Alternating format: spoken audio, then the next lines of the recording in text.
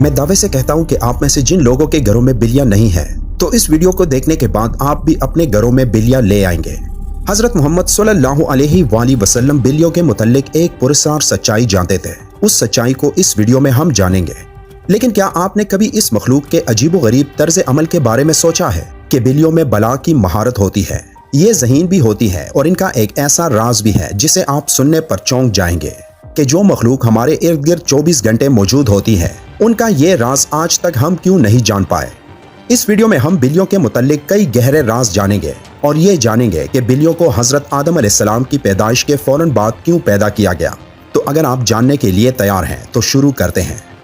ایک سٹڈی کے مطابق بلیوں میں ایک خاص طاقت ہوتی ہے جو کسی اور جاندار میں نہیں ہوتی۔ خاص طور پر بلیوں کے متعلق وہ باتیں جو ہمیں حضرت محمد صلی اللہ علیہ وآلہ وسلم نے بتائی ہیں، اور آپ صلی اللہ علیہ وآلہ وسلم کی کئی باتیں اتنی دلچسپ ہیں کہ سائنسدان ان باتوں کی بنا پر بلیوں میں نئی اور حیرت انگیز خصوصیات کو ڈھونڈ پائے ہیں۔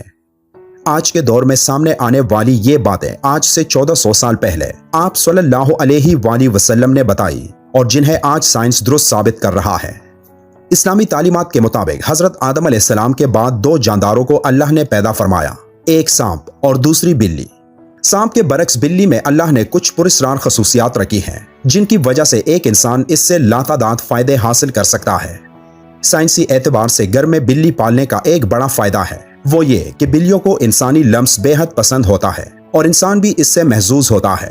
ماہرین کے مطابق بلی کے لمس میں اللہ نے ڈپریشن کے مرض کا علاج رکھا ہے۔ اس کے بالوں میں خاص قسم کے بیکٹیریاز پائے جاتے ہیں جو انسانی جسم میں ڈپریشن کو کم کرنے میں مدد دیتے ہیں۔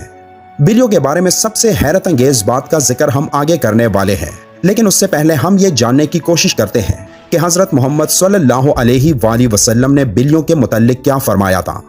کئی تاریخی کتابوں میں ایک بلی کا ذکر آتا ہے جس کا نام معزہ تھا۔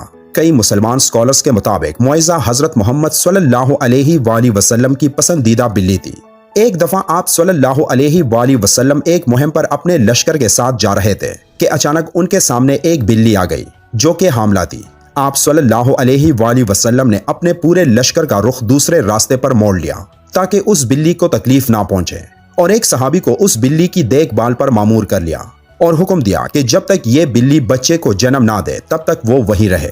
جب آپ صلی اللہ علیہ وآلہ وسلم اس مہم سے واپس آئے تو راستے میں سب سے پہلے اس جگہ پہنچے اور اس بلی کو لیا اور اپنے ساتھ لے گئے۔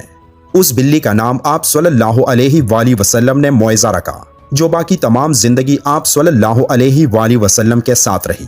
ایک دفعہ آپ صلی اللہ علیہ وآلہ وسلم اذان کی آواز سے فجر کی نماز کے لیے اٹھے اور نماز کی تیاری میں مصروف ہو گئے۔ پھر جب نماز پڑھنے آئے تو دیکھا کہ ان کے مصلے پر وہ بلی سو رہی ہے، تو آپ صلی اللہ علیہ وآلہ وسلم نے ایک کینچی لی اور اس مصلے سے وہ حصہ کاٹ دیا جہاں وہ بلی سو رہی تھی تاکہ اس بلی کی نیند خراب نہ ہو۔ احادیث میں اس معزہ بلی کا ذکر کہیں نہیں ملتا، لیکن کئی تاریخی کتابوں میں اس کا ذکر موجود ہے۔ ایک حدیث کے مطابق حضرت محمد صلی اللہ علیہ وآلہ وسلم نے بلیوں پر ظلم و تشدد کرنے اور قتل کرنے سے منع کیا ہے۔ ایک دن حضرت ابو ہریرہ رضی اللہ تعالیٰ عنہ کہیں جا رہے تھے کہ آپ رضی اللہ تعالیٰ عنہ نے دیکھا کہ گرمی کی شدت سے ایک بلی دیوار کے ساتھ چمٹی ہوئی ہے، تو انہوں نے اسے اٹھا کر گرمی سے بچانے کے لیے اپنی آستین میں چھپا لیا۔ انہوں نے محمد صلی اللہ علیہ وآلہ وسلم کو بتایا کہ کیوں انہوں نے ایسا کیا، تو حضرت محمد صلی اللہ علیہ وآلہ وسلم نے کہا کہ ایک عورت کو اس لیے جہنم سے بچا لیا گیا کیونکہ اس نے ایک پیاسی بلی کو پانی پلایا تھا۔ سیدنا عبداللہ بن عمر رضی اللہ تعالیٰ عنہ فرماتے ہیں کہ رسول اللہ صلی اللہ علیہ وآلہ وسلم نے فرمایا، ایک عورت کو بلی کی وجہ سے عذاب ہوا، اس نے بلی کو قید کر کے رکھا یہاں تک کہ وہ مر گئی، پھر اسی بلی کی وجہ سے وہ جہنم میں گئی۔ جب اس نے بلی کو قید میں رکھا تو نہ کھانا دیا، نہ پانی، اور نہ ہی اسے آزاد کیا تاکہ وہ خود کیڑے مکوڑے کھا کر گزارا کر لیتی، یعنی اس نے بلی کو تڑپا تڑپا کے مارا تھا، اس لیے وہ جہنم میں گئی۔ ایک حدیث مبارکہ ہے کہ ایک عورت نے حضرت عائشہ رضی اللہ تعالیٰ عنہ کو کھانا بھیجا تو وہ نماز پڑھ رہی تھی، اس عورت نے کھانا وہیں رکھ دیا تو ایک بلی آئی اور آ کر اس میں سے کھا گئی۔ حضرت عائشہ رضی اللہ تعالیٰ عنہ نے نماز کے بعد اسی جگہ سے وہ کھانا کھایا جہاں سے بلی نے کھایا تھا، اور فرمایا، بلا شبہ رسول کریم صلی اللہ علیہ وآلہ وسلم کا فرمان ہے کہ بلی پلید اور نجس نہیں، بلکہ یہ تو تم پر آنے جانے والیاں ہیں۔ حضرت عائشہ رضی اللہ تعالیٰ عنہ بیان کرتی ہیں کہ میں نے رسول کریم صلی اللہ علیہ وآلہ وسلم کو بلی کے بچے ہوئے پانی سے وضو کرتے ہوئے دیکھا ہے۔ آپ सल्लल्लाहु अलैहि वसल्लम ने फरमाया कि एक बिल्ली का मुंह तमाम हैवान में साफ सुथरा होता है। आपने देखा होगा कि बिल्लियां हमेशा खुद को साफ सुथरा रखती हैं।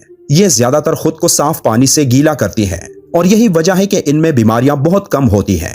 इस्लाम में बिल्ली की बहुत अहमियत बयान होती है, लेकिन सिर्फ इस्लाम में ही नहीं बल्कि कदीम मिस्र में भी बिल्ली को अहमियत हासिल थी। यहाँ तक कि उस दौर में किसी बिल्ली को तकलीफ देना या कत्ल करना एक इंसान के कत्ल से बड़ी सजा समझी जाती थी, क्योंकि कदीम मिस्रियों का यह मानना था कि बिल्ली एक इंसान से ज्यादा रुतबे वाली मखलूक है।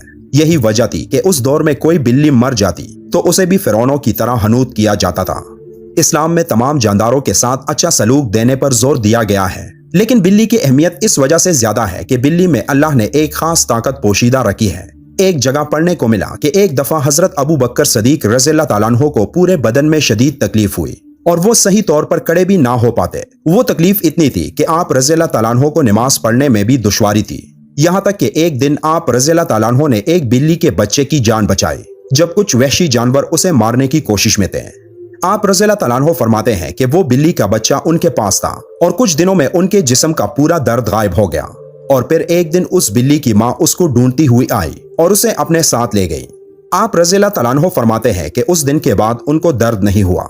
आपने ये वाक़या फरमाते हुए कहा कि उस रात हजरत मोहम्मद सल्लल्लाहु अलैहि वसल्लम उनके ख्वाब में आए और फरमाने लगे कि ए अबू बकर, तुम्हारी तकलीफ को दूर करने के लिए अल्लाह ने आपके पास एक बिल्ली को भेजा जिसकी वजह से आपके जिस्म का दर्द ठीक हो गया।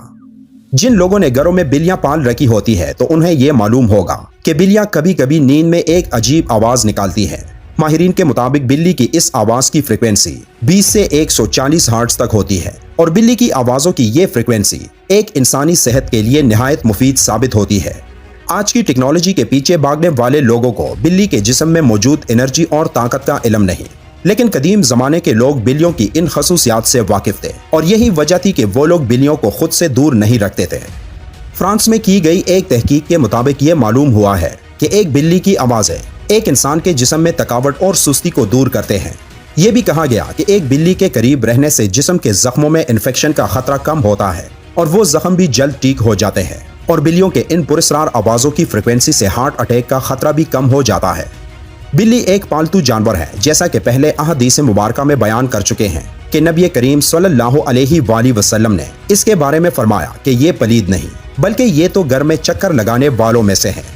तो बिल्ली की तमाम तर कबाहतों के बावजूद रसूल अकरम सल्लल्लाहु अलैहि वसल्लम ने इसके साथ नरमी का इजहार फरमाया है।